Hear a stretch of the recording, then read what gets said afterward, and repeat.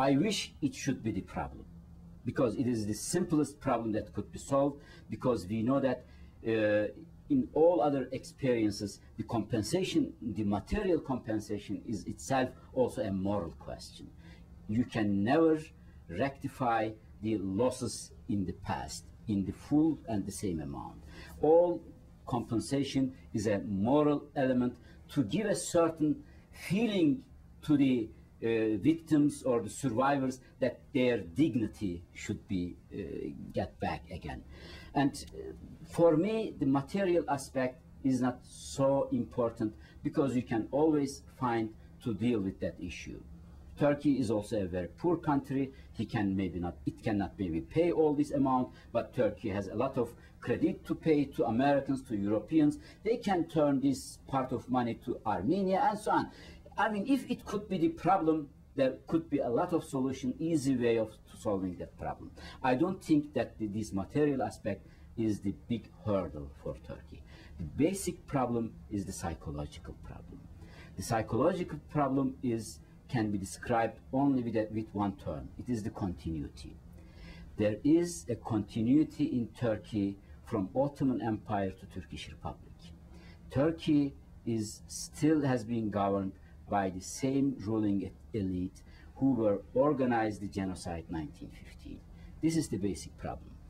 Turkish Republic was established mostly by the party members who organized the genocide 1915. Mustafa Kemal Atatürk was an exception.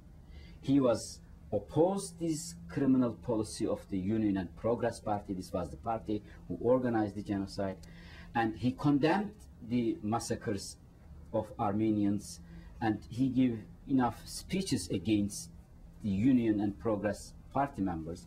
But the party of Union and Progress was the party who organized the Turkish national resistance movement against Greek, against Britain, against France, and so on.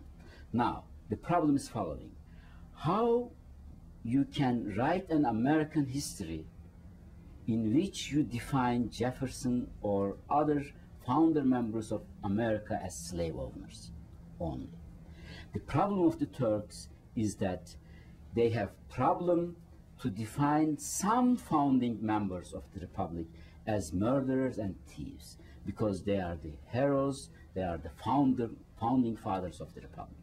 This psychological hurdle problem can only be overcome if you have a democratic moral ground in your country, and if you can describe yourself with democratic element. If you develop certain democratic identities, cultural identities, which allows you to put a certain distance to the murderer in the past.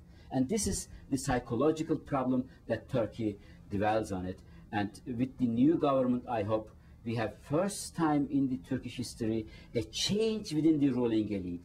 The military and bureaucratic elite who governed Turkey more than 80 years are going to lose certain power, and we have certain opening process with this new government, and with the European process, the process of the European Union, we can come to terms with the past, and there will come a certain change in the coming months and years. This is my hope.